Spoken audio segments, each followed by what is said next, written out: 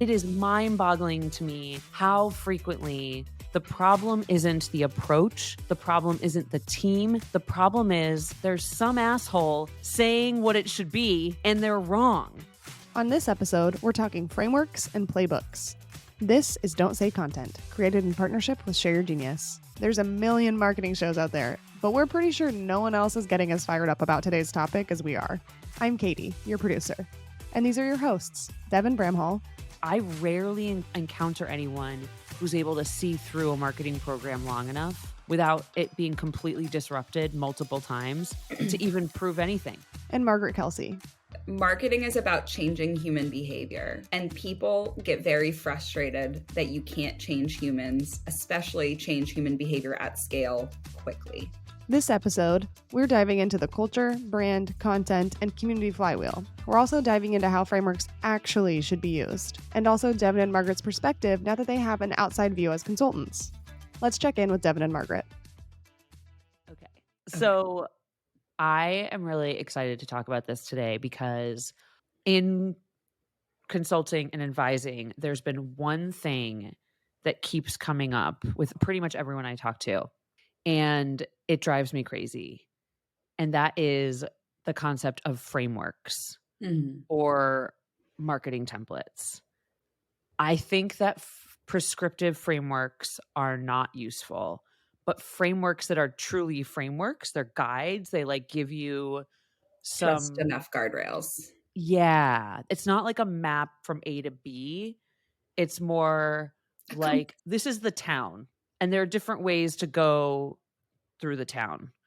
When I first started consulting last fall, I remember coming to you because you were already, you'd already established your website. Already established. Yeah, I had set up a website. That was not. But you knew what you were doing. You had your pricing down. You'd done a lot of research. I did. And one of the things that you shared with me was your framework, which is truly a framework in my opinion. And because I was asking you about, products, services, how to package, et cetera. And I thought that was really cool. And it keeps coming up in my mind this week because I keep being shown frameworks that I think are not frameworks.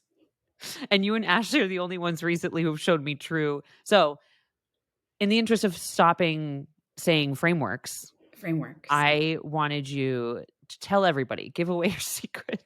Yeah.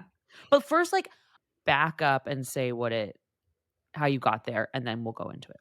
Yeah. I've been using a couple working names. It's either depending on the person that I'm talking to. So sometimes I call it the effective brand framework. Sometimes I call it the culture, brand, content, community flywheel.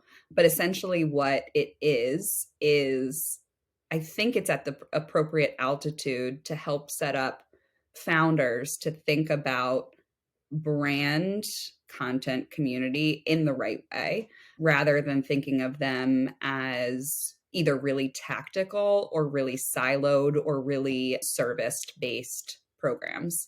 And so how I came up with it is, I know I keep talking about this, but I'm just trying to chase the high that was Envision early days of why it worked. And for a little while afterwards, I was using Envision playbooks, truly playbooks of, hey, we used to have a pop-up on the website giving people the chance to win a free t-shirt that was an unbranded, said design makes everything possible on it by cool designers. And that was a specific playbook or tactic. And I was oh, people love t-shirts, so let's do t-shirts. And then I quickly ran through all of them, realizing that every place I went had a new audience and it was a different time and a different whatever. And then what I wanted to do, I was well, why did those things work, right? What was the secret sauce behind the why of these little individual tactics that we played with? I honestly spent years and years and years thinking about it, years and years and years thinking about the individual tactics and then trying to ladder them up to something that made sense. And what I came up with was the fact that there was really this intertwinement. They were intertwined.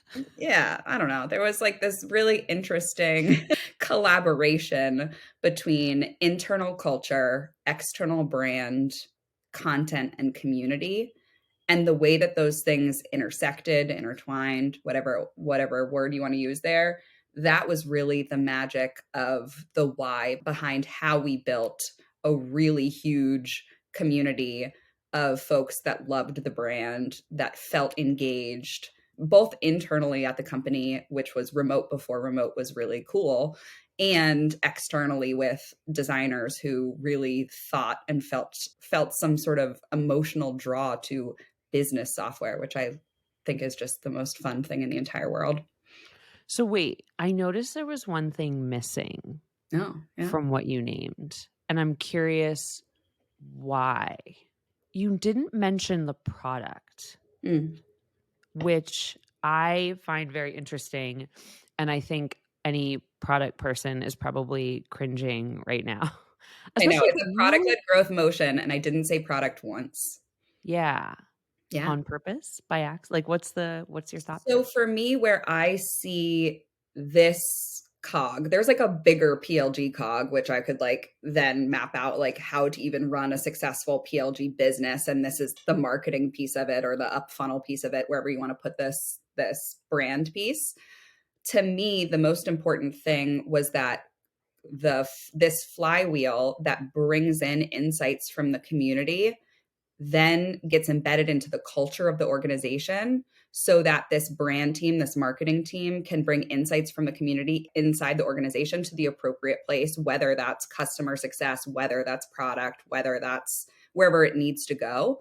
If you can create the community inflow of signals to be strong enough and this team to be listened to enough internally, product will get the information. And product can play a piece in this too.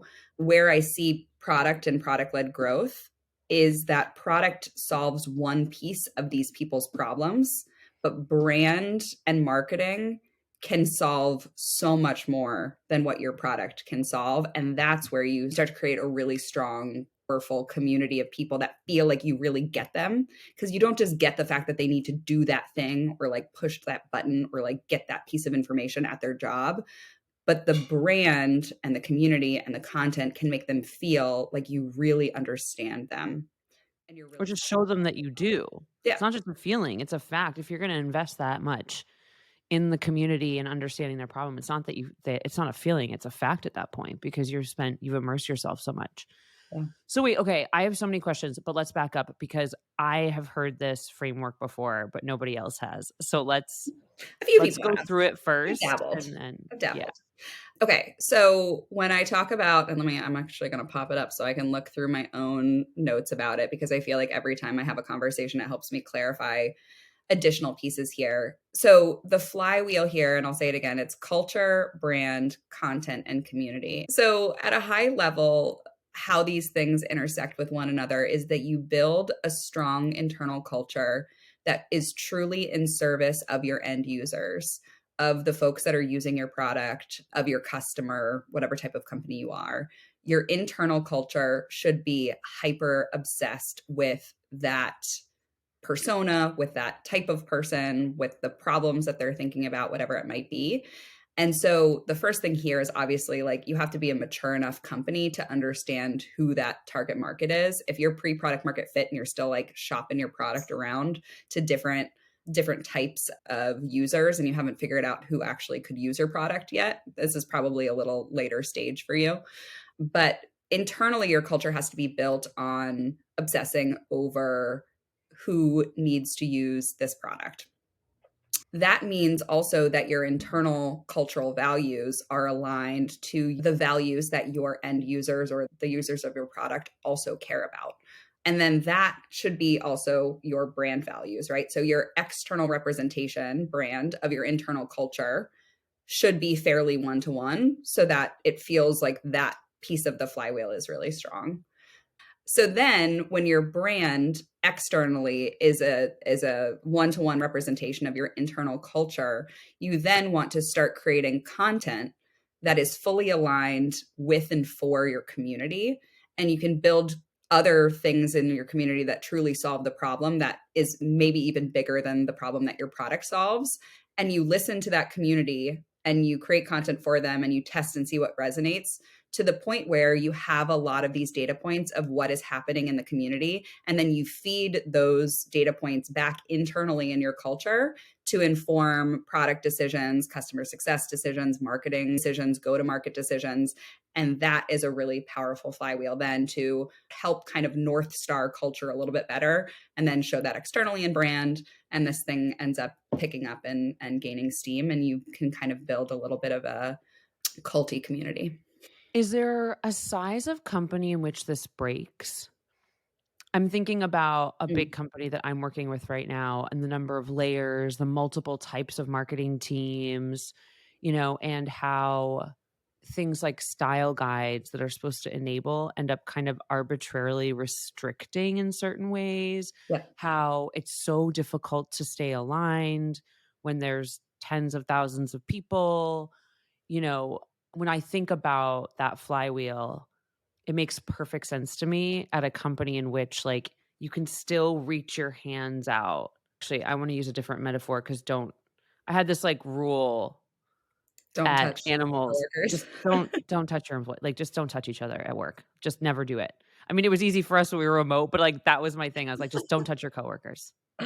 Solid rule, to be So, I think honest. we need a different metaphor. What does that look like when the company gets bigger? Yeah. So listen, I think this is the easiest thing to do with anything that is a huge cultural shift is to start it from 0 to 1, right? This is an interesting thing to put in play when you're smaller. I think that you can do this in a scrappier version at a larger company because it works so well and you start to become the team that has really interesting insights and is so close to the customer and so close to the community. And I can see it working, but you would have to be like a small tag teamy group that shows repeated value of this kind of work. And then that can be an interesting adoption point if people are like always coming to your team for community insights and for your cultural values and how strong your, culture and high performance is. And so I think that there's an interesting entryway there, but this is like a cross-functional approach where you have to feel ownership over culture, internal culture and external brand. And those things are pretty meaty teams once you get to larger companies. That's interesting because and not to use the same example twice, but I'm going to. Giant company I'm working for, they do have this marketing team that is serving one subset of their audience. And so it's like the corporate marketing team serves the business leaders. This team serves the practitioners, that sort of next level decision maker and influencer. And what's interesting is this marketing department includes community and it includes the developer advocates. So you've got this like sort of You got the team that's got pieces. so what? I said, you got the pieces. Right. It's like demand gen, content, community. And so then the way they're using company values is to like apply it to approaches that they're able to take somewhat independently. And so I just saw how that could work.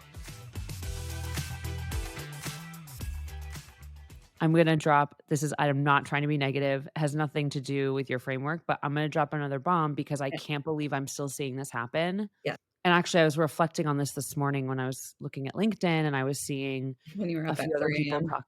What? When you were up at 3 a.m. 4. 4. Yes. That's why I have that tweet from like 10 years ago. And I was like, is it weird that I wake up at 4:04 and the first thing I think of is page not found? So nerdy. Dream not found. Please awaken. Please, please go back to bed. But there was like more, I was like noticing more people sharing these frameworks. And, you know, one person that I'm going to mention later was talking about sort of the old school marketing funnel. And my first thought was the vast majority of marketing teams never get the chance to even put this in motion long enough before everything completely changes. Some product or engineering person comes in and messes it all up, usually the founder, but when it's for smaller companies. But like, I rarely encounter anyone who's able to see through a marketing program long enough without it being completely disrupted multiple times to even prove anything. I think Yeah. that's why everyone's sharing so many of these, you know, guides and playbooks and because I'm like, Like, get they're in there just fast and do something, and maybe this'll work because yeah. you only have a couple years before yeah. That was the thing about Envision. I think it was my perception of HubSpot. That was my experience at Help Scout is we at least in the beginning had time to see things through. And that was really like you really got to see, did this work or not? What are we going to do? How are we going to evolve it? Yeah, and I think, going back to when we've talked about altitude and being at the right altitude, I think that that's the core of what we're feeling here in terms of, like, when playbooks and frameworks aren't playbooks and frameworks because they're at the wrong altitude, it's very tactical and, like, this is what you need to build. What I'm talking through is, like, I don't know what word you wanna attach to it, it's a methodology, right? No, it's a philosophy. It's a philosophy. It informs team structure. And I don't just mean like the positions on the org chart. I mean like it informs the meetings that you need to have. It informs even the executive layer meetings of where this team can sit and what they can influence and what they can talk to. And like so when I say even like org structure, I don't just mean like titles written on a hierarchy. I mean like meeting cadence and insight gathering and the flow of information.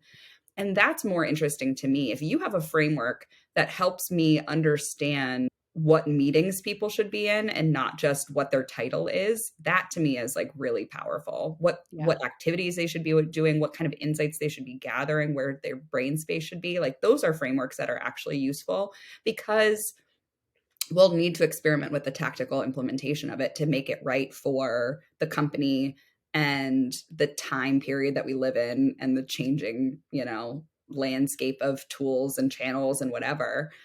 But you need to have a solid plan of what to work towards at the right altitude. So that way you're actually like, you're experimenting in the right altitude down like at the right tactical level, but you're putting in place something that has a solid methodology and principles, philosophy behind it.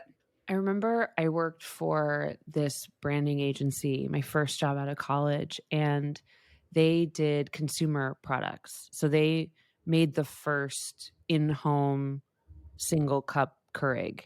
Before that, Keurig was like like it was for office buildings. They were these big giant things, and they wanted to go in the home.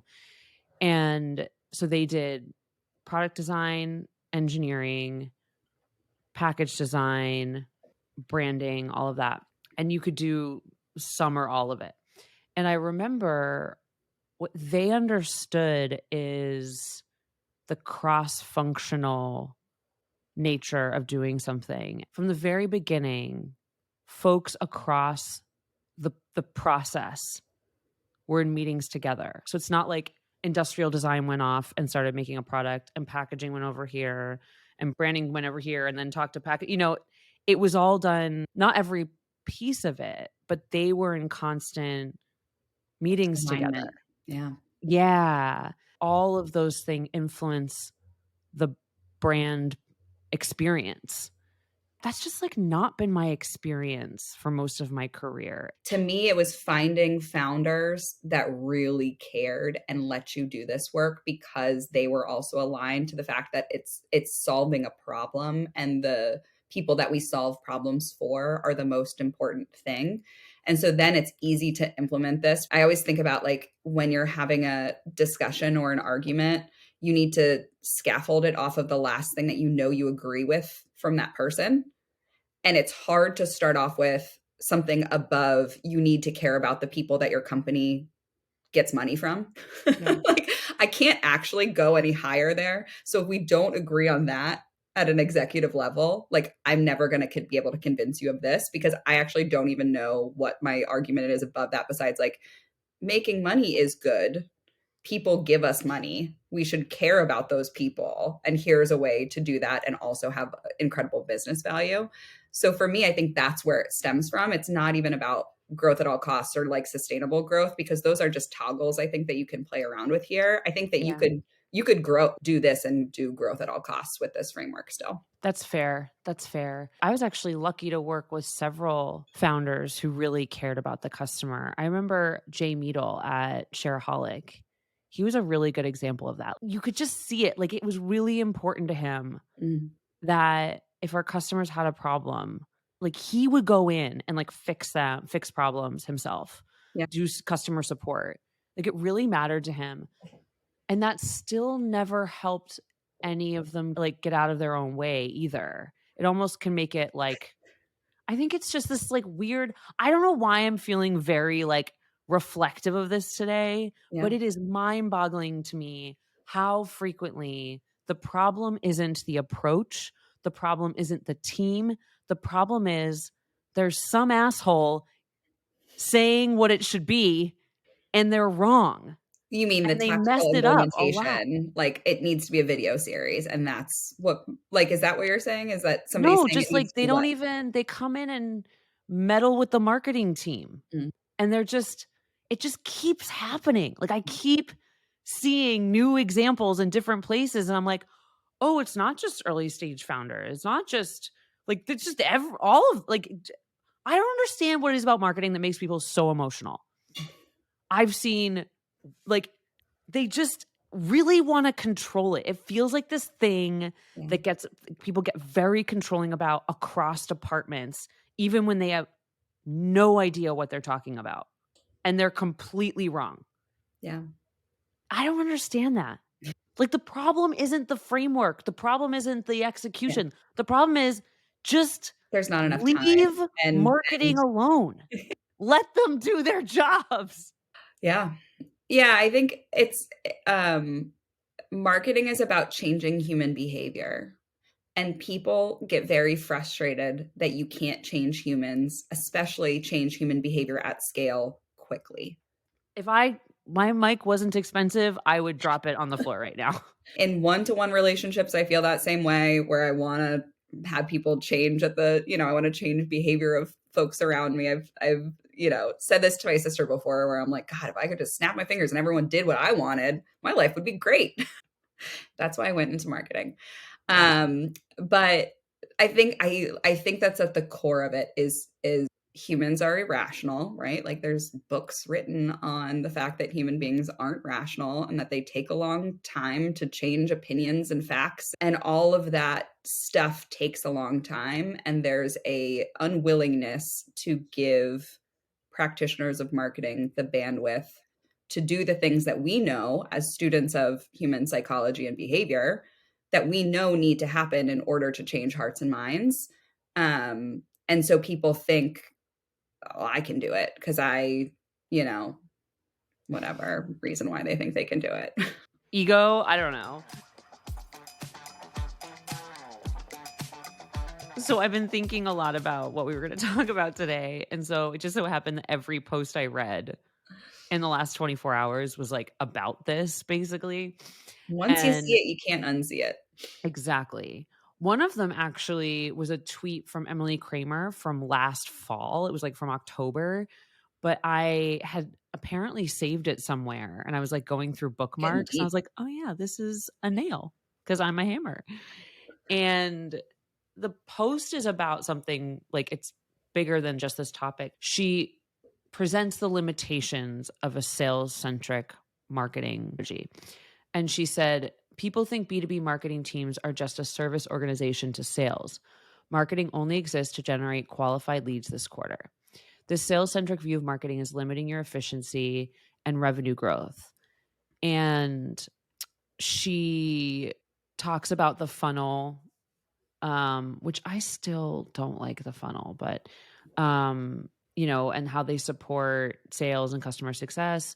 But she said they should focus on more than just the short term MQL goals, which is where I really piqued my interest, right? Because I'm like, yes, it's not that you don't need to measure those metrics, but your vision has to be better or bigger rather than, am I going to achieve this number?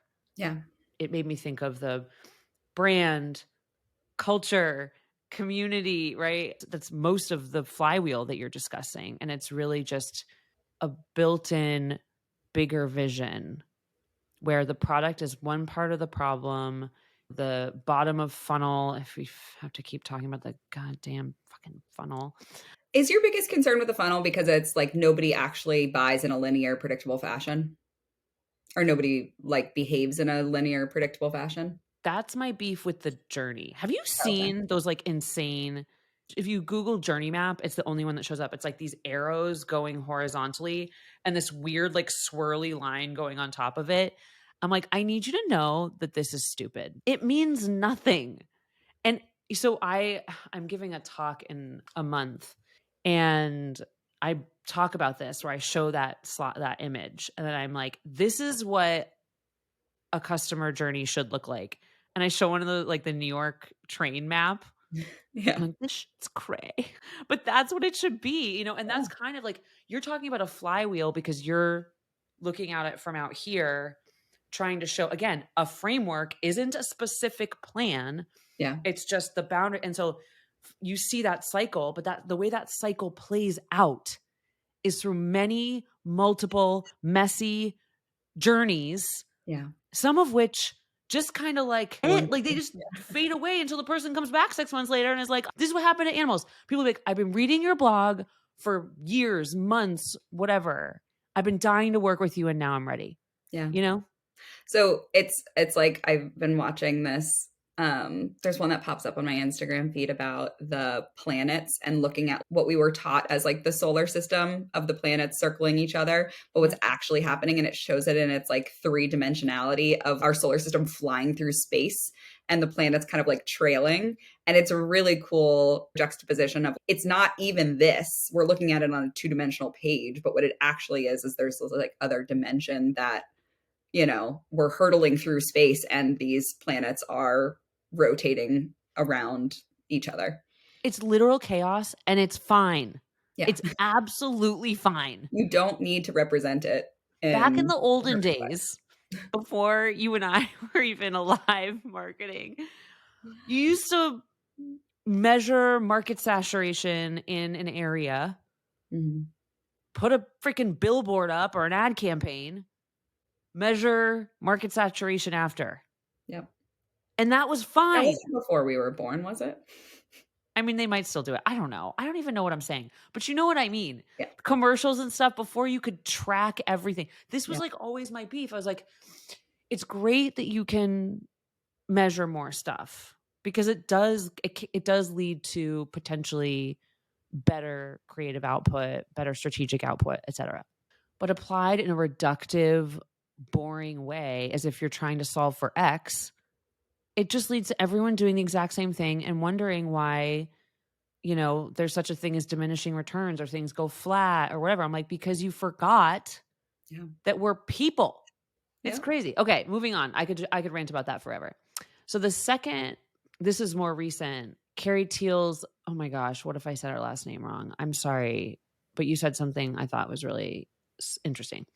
She said, I was recently challenged to define demand generation in a single sentence.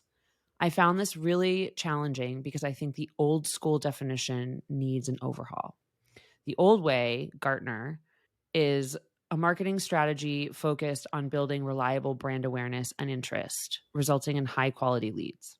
My definition is a set of B2B marketing practices focused on creating a need in the market for your product, building awareness of your brand as a solution for that need, and funneling those who are interested in your product down a path to learn more, resulting in a purchase decision. I found that to be logical. To me, it didn't feel totally, I don't want to use the word right, but I was like, it felt like there was something missing. And Yeah. that's what led me back to the flywheel. Let me take animals as an example, Yeah. right? We were a content marketing agency. Fine. We were redoing the values. What came out was I was like, look, I want to make the internet a more helpful place. That's your like big mission that you'll never achieve, right? That's a thing, Mhm. that's your change the world statement. The way we're going to do it is two ways. We're going to help companies improve their content marketing, both through strategy and the actual outputs, and we'll influence through the work we do with them. And then by being a teaching organization, we built education into operations so that like we're also producing talent that then goes to more companies and makes their, and so we're having this exponential impact. And that brought me to work every day. You know what I mean? It wasn't like, oh, we're making a blog post for you. I was like, we're on a mission to positively impact the world in which we operate. And we operate in the internet. And so let's make that shit better, right? Okay, Devin, wait, have you ever read the book Reinventing Organizations? I think that this is really going to describe a lot of the things that you're talking about. And I'm going to give a really bad reductionist view of the book, which is that throughout periods of human history, human beings have created organizational structures to that model and that are built off of our current advancement in society, right? So you think about even Middle Ages, very dogmatic, very top-down, authoritarian kind of things. And this book sets up the fact that we've gone through not predictable, but we've gone through stages throughout human history of different types of organizations. And we're at a cusp right now of building different types of organizations that are truly built on mission, on personal satisfaction about where you fit into a larger structure. And even the organizations that we're moving out of are very financial based, very performance based. And now it's more that people are looking towards what is my purpose on earth and how can I be in an organization that helps fulfill my own purpose and a broader purpose. And that becomes the most important thing for people to look for rather than I'm going to make a paycheck and go home and do XYZ thing. And so it's a really interesting, they like color code these organizations. But I think that what we're tapping at right now is the fact that there is something changing and shifting underneath us right now. And that there's this old school of thought of organizations that we don't need to do that work. And there's new organizations that understand the value and the efficacy to tap into that kind of new world.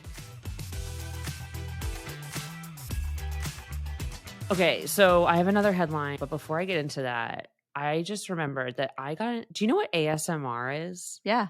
Okay, someone sent me an email asking me if I would record myself stepping on grapes for 10 minutes and they would like pay me for it. And I was like, is this porn?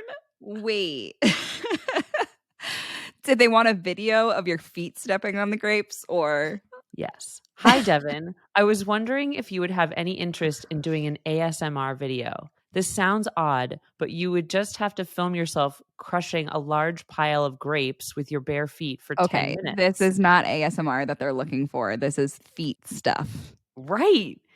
He said you would not have to reveal your identity in the video, and the video would not be shared or published. Are they paying for this? I usually offer $100 for the video and $40 for the grapes, with potential for more future videos with different fruits and vegetables. Let me know if you're interested.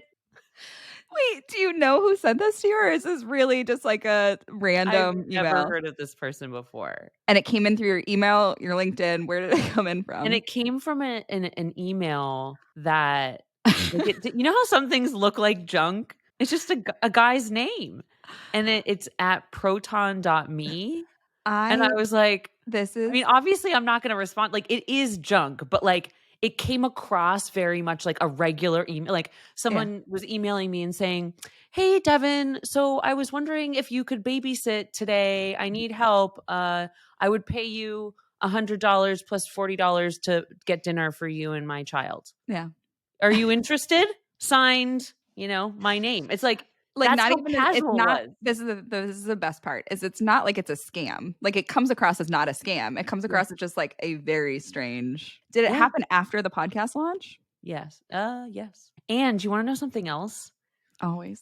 This isn't the first time I've gotten a request to show my feet for money.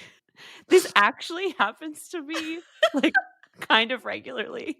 Usually it's on Instagram though. Oh my God. This better make it in. Please, producers, if we can figure out a way. I need it. I need this to be it. And the crazy thing is, I understand it. I have perfect feet. Oh God, don't say that. They're going to come out of the woodworks. They're gorgeous. Like I have a friend who's objectively beautiful. She's a model. She's tall. She's perfect. She has the most gangly feet I've ever seen, and I tell her about it all the time. But for some reason, like, my feet just came out perfect, and I think it's funny, but I don't understand how people know that. Maybe it's just they can just tell. The vibes are right for Good feet vibes. feet I've just vibes. never gotten it in my email before. I was like, "Hey." Like, should I start an OnlyFans with my Yes. feet? I feel like I might make a lot of money. Heard that like people pay People pay for feet. $140. All right, this is where our show ends. Thanks for tuning in. And if you like what we're doing here, don't forget to subscribe and leave us a review. Maybe share with your friends. Up to you. I'll see you next time. You know, when you're a hammer, everything's a nail or whatever. When you have when you need a hammer, when you are a hammer, you are a hammerhead shark and everything is a fish. When you're a cat and everything else is a mouse.